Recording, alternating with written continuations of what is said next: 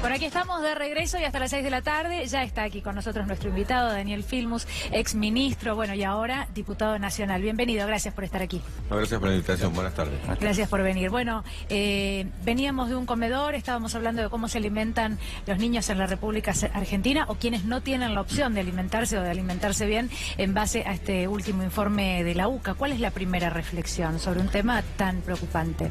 Sí, la primera reflexión es un dolor enorme porque nosotros veníamos recuperando el país desde el 2003 en adelante. Yo quiero recordar que cuando nosotros asumimos en el 2003 una decisión que se tomó, que era que la plata para capacitación docente fue para alimentos para los chicos, porque la convicción fue que los chicos no podían estudiar si no estaban bien alimentados, es una cuestión básica.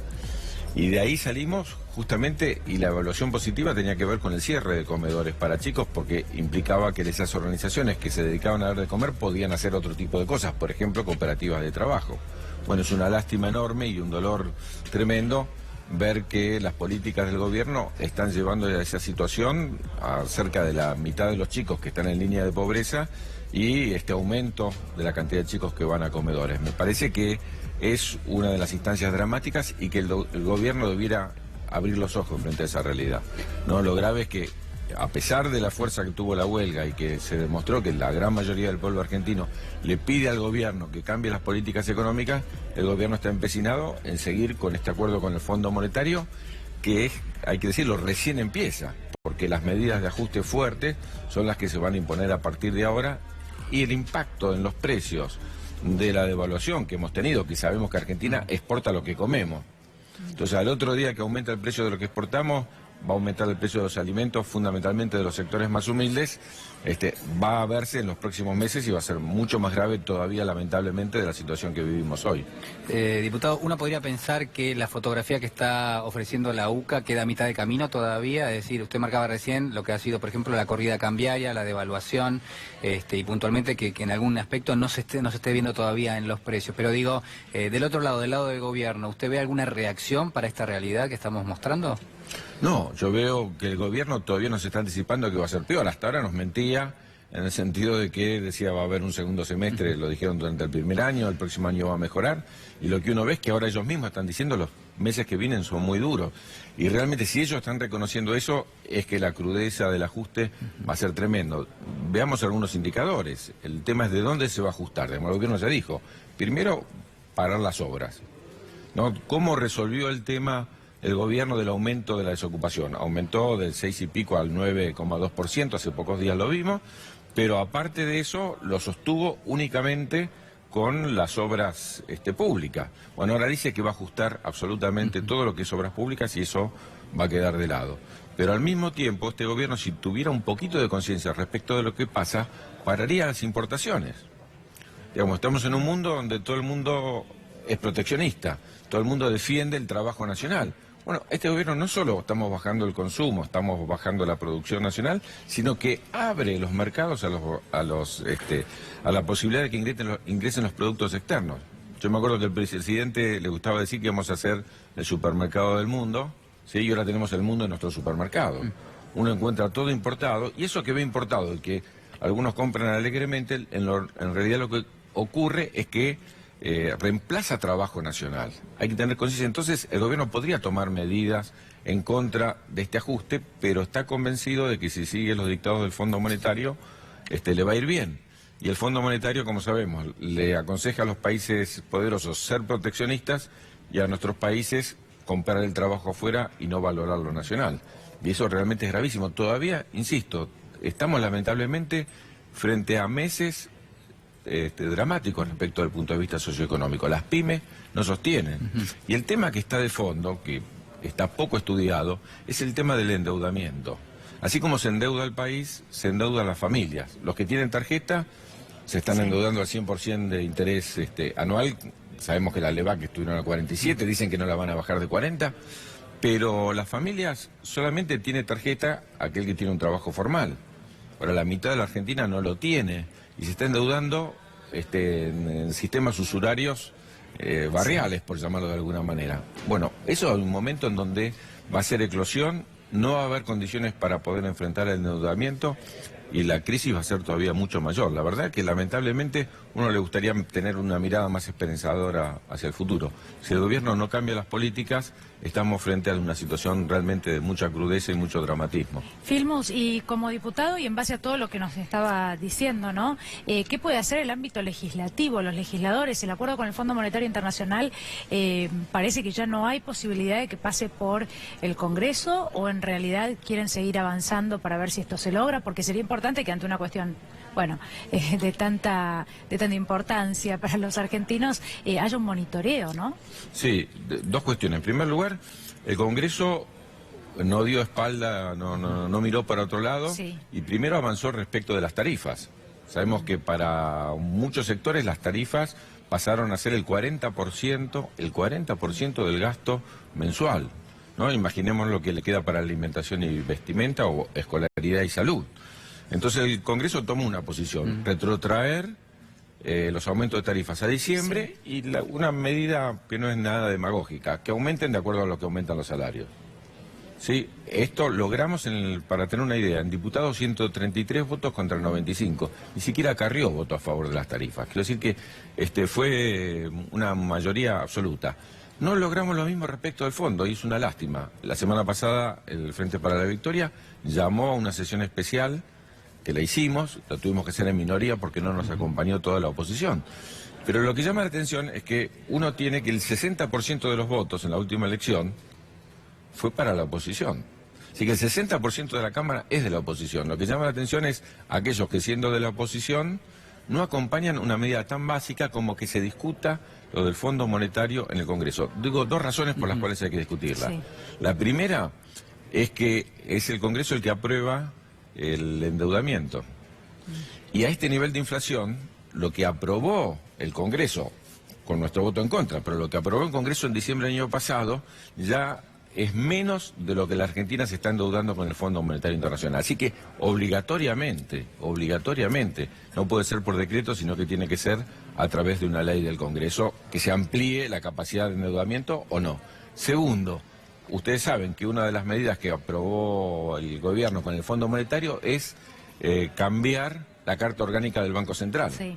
La Carta Orgánica del Banco Central se cambia con una ley del Congreso. No se puede comprometer el gobierno a hacerlo si el Congreso no acepta. Y no va a aceptar porque esto implica dos cosas. En primer lugar, dice que el Banco Central se tiene que dedicar solo al tema monetario y no al desarrollo y al crecimiento. Lo cual es gravísimo y es lo contrario de lo que hace el Banco Central de Estados Unidos o el de China, para dar dos ejemplos. Pero también dice que el Banco Central no le puede prestar al gobierno nacional. Con lo cual la única forma de conseguir recursos es la que está haciendo ahora.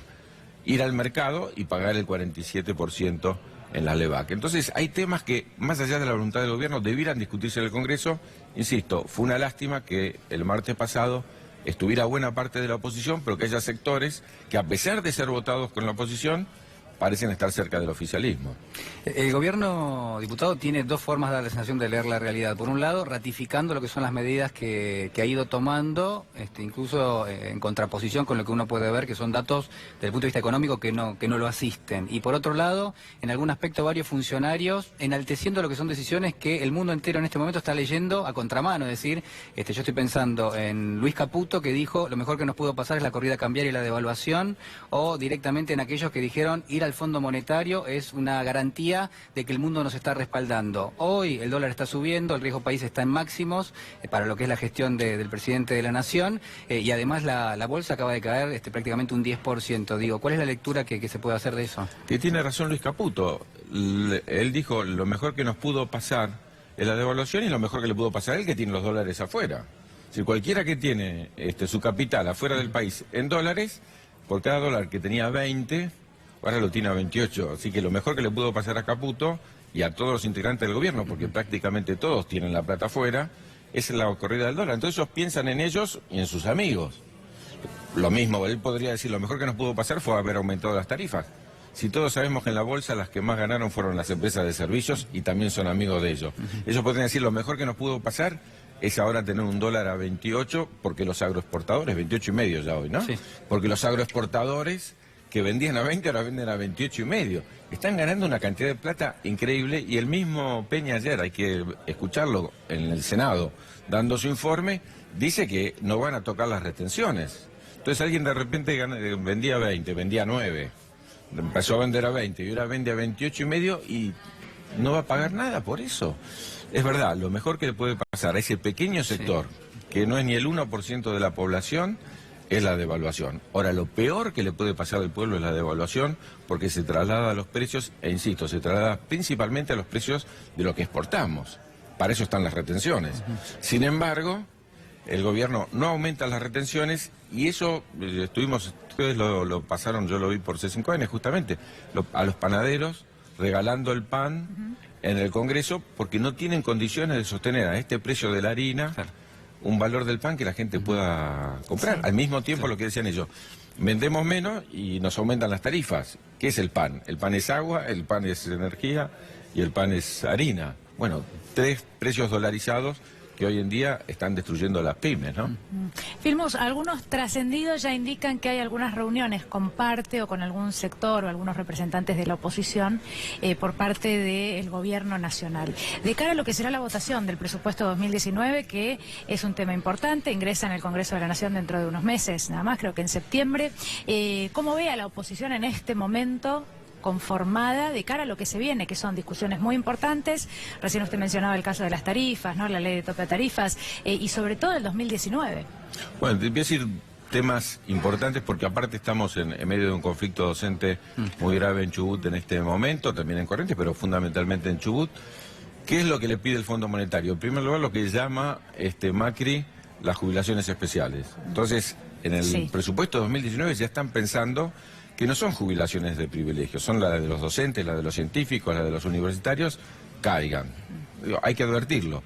Tienen el 82% porque pagan un 2% más todos los meses. Claro. Ahora, la quieren considerar una jubilación de un maestro o de un profesor como jubilación de privilegio y lo van a poner en el presupuesto 2019 y eso es grave.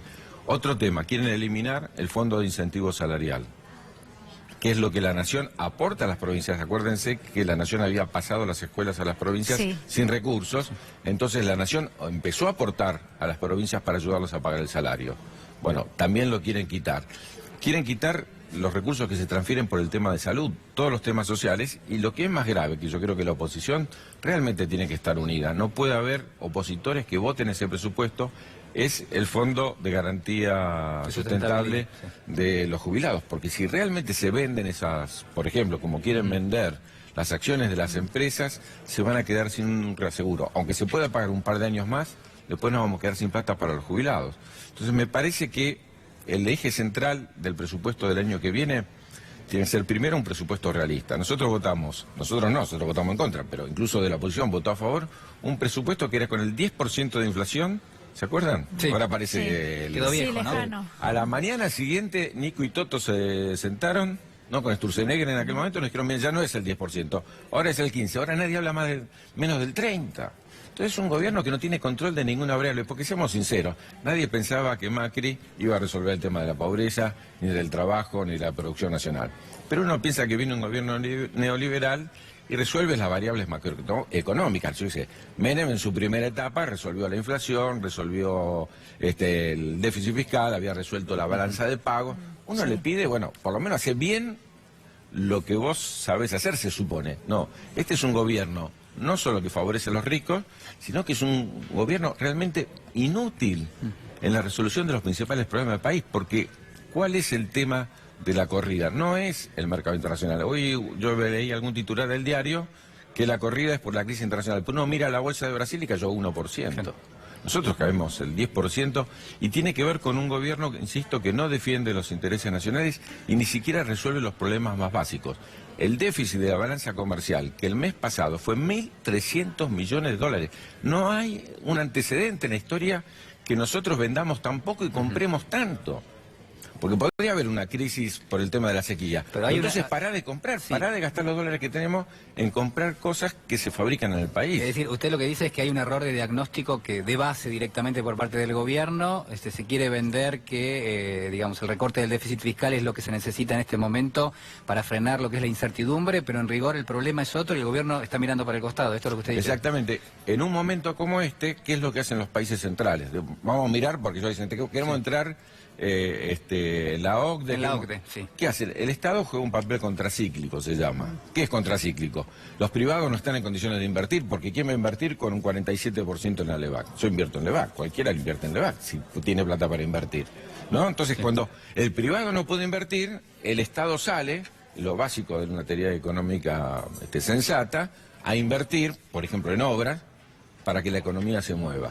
Ahora, este gobierno, en el momento de mayor crisis de lo privado, va a retirar la plata que está haciendo en obras. Insisto, el gobierno hace lo que le dicen los países centrales que tiene que hacer y no lo que los países centrales hacen. Yo estaría de acuerdo en copiar la política económica de Estados Unidos respecto a proteger. Fíjense que el principal problema de Estados Unidos es con la Comunidad Europea o con China, porque aplica medidas proteccionistas que van contra el libre cambio. Bueno, que Argentina tome esas medidas. Las está tomando hasta Brasil, que tiene un gobierno de la misma naturaleza, pero no quiere perder el trabajo de los brasileños. Por eso me parece que es central que este gobierno abra los ojos, si no, el drama de la situación social que ustedes manifestaban a través de las cifras de UCA, de la Católica, realmente va a ser muchísimo peor, porque, insisto, todavía no se está midiendo la desocupación que ha generado esta corrida, todavía no se está midiendo la pobreza que generó esta corrida, y no se está midiendo cómo impacta esto en el consumo de los argentinos. Filmus, ayer nosotros hablábamos de unas encuestas que miden la credibilidad de diferentes referentes, entre ellos el Papa Francisco, también de Mauricio Macri, pero más allá de las encuestas quiero saber cuál es su mirada respecto de lo que cree que está pasando con este punto que es tan fundamental para cualquier gobernante como la credibilidad, si es que ha cambiado, si es que se ha modificado, cómo es el impacto que ha tenido todos estos movimientos económicos en la gente, en el votante. Bueno, es una muy buena pregunta, porque hay que aceptar de que en octubre del año pasado, cuando hubo elecciones, hubo un voto esperanza. Hubo un 40% de la votación a favor del gobierno, que no fue un voto realidad, porque la gente decía estoy peor, pero creo que el gobierno va a mejorar la situación. Yo creo que en diciembre, fundamentalmente en las jornadas del 14 de diciembre, 18 de diciembre, cuando se le metió la mano en el bolsillo de los jubilados, la gente se empezó a dar cuenta de que en realidad estamos frente a un gobierno que nos iba a hacer pasar la vida peor. Y a partir de ese momento todas las medidas fueron recesivas. Entonces es grave para la democracia que no haya confianza en el gobierno y que no haya esperanza en un futuro un poco mejor. Y esto me parece que va a repercutir muy gravemente, pues no se trata de una especulación electoral, porque es verdad que uno mira las encuestas esas y ve que las fuerzas de la oposición recobran una importancia enorme para las elecciones del 2019. ¿Se acuerdan que hablábamos del 2023? Sí. Decían, bueno, hubo tanta confianza en el 2017, en la elección, sí, que hay que pensar en el 2023 porque el 2019 este gobierno triunfó. Ahora está todo el mundo sabiendo que en el 2019 va a haber un cambio y es un desafío para la oposición que no sea una falta de confianza frente a todos los sectores políticos, sino que esta falta de confianza frente al gobierno recupere la confianza en una oposición que tenga una alternativa mejor, digamos, que prometa y después cumpla, que a partir del próximo gobierno, porque todos queremos que se llegue al 10 de diciembre del 2019 valorando la democracia, pero que el próximo gobierno recupere, que va a ser muy difícil por las condiciones que se van a dejar, recupere un país que crezca, pero que al mismo tiempo el beneficio del crecimiento se distribuye entre todos. Diputado, no quiero dejar de preguntarle, por un lado, por los despidos en la agencia TELAM, y por otro lado, por los docentes, ¿no?, que han anunciado una medida de fuerza para la semana que viene, para el 3 de julio, y lo que es un reclamo, no solo vinculado a la negociación paritaria a nivel nacional, a que de alguna manera el gobierno de la provincia de Buenos Aires se siente a negociar con los docentes, sino también el reclamo ante los eventos de represión en Chubut y también allí en la provincia de Corrientes. Sí, primero respecto a lo de TELAM es increíble. La verdad que una medida de esa naturaleza que deja de lado más de 300 trabajadores simplemente por una decisión arbitraria de quien conduce el área de comunicación es gravísimo, es gravísimo. Aprovecho también para solidarizarme con los trabajadores de C5N. Sí, me parece también que hay que tomar una resolución que permita que C5N, como todos los medios de comunicación, continúen en el aire cuenten con todo el apoyo de nuestro bloque en el Congreso para lo que ustedes decidan. Pero bueno, me parece que ese es un tema tremendo. Segundo lugar, el tema de los docentes. Vuelvo a plantear cuál es la política de este gobierno. En el 2016 este gobierno hizo paritaria nacional. Tuvo éxito. No hubo conflicto. Sí. Empezaron las clases normalmente. En el 2017 no hubo paritaria nacional. Entonces hubo conflicto. Ustedes se preguntarán, en el 2018, ¿qué repito? ¿El éxito del 2016 o el fracaso del 2017? Bueno, este gobierno decidió repetir el fracaso del 2017. Estamos en el mes de junio, vacaciones de invierno. Todavía Ciudad de Buenos Aires y provincia, los dos distritos más importantes, no resolvieron la paritaria y le siguen ofreciendo el 15%. Cuando el gobierno ya dice que no va a haber menos del 30% de inflación, le siguen ofreciendo el 15% en 3 cuotas. Lo de Chubut, yo estuve en Chubut y estuve acompañando a los docentes en Chubut la semana pasada, el día viernes, justamente porque realmente los docentes cobran en cuotas, no tienen paritaria, no tienen ningún aumento. Sé que hoy a la tarde estaban reunidos nuevamente, pero quiero adelantar que terminamos, antes de venir acá, terminamos de armar un proyecto, distintos bloques, varios bloques de la oposición, desde el Frente Renovador a la izquierda, encabezado por el Frente para la Victoria, para pedirle al gobierno que aplique las leyes nacionales que obligan a que el gobierno nacional ayude a Chubut. Es decir, hay una ley, que es la ley de los 180 días, y hay otra ley, que es la ley de financiamiento, que obligan al gobierno a apoyar a la provincia de Chubut para que se resuelva ese conflicto y, por supuesto, nuestro repudio a cualquier tipo de represión. Filmus, muchísimas gracias por estar aquí con nosotros. Gracias por haber venido. Perdón, ¿puedo hacer un aviso que tenía que pasar? Me olvidé. Sí. El día sábado, cerquita de acá, en el estadio de Atlanta, va a haber un foro por la soberanía donde se van a discutir con Agustín Rossi, Carlos Heller, Julián Domínguez, bueno, muchos dirigentes nacionales, para discutir estos temas, fundamentalmente el tema del Fondo Monetario Internacional y la necesidad de un gobierno que resuelva autónomamente. A las 14 horas, después del triunfo frente a Francia, en el estadio de Atlanta, nos encontramos ahí. Bien, muchas gracias. Gracias.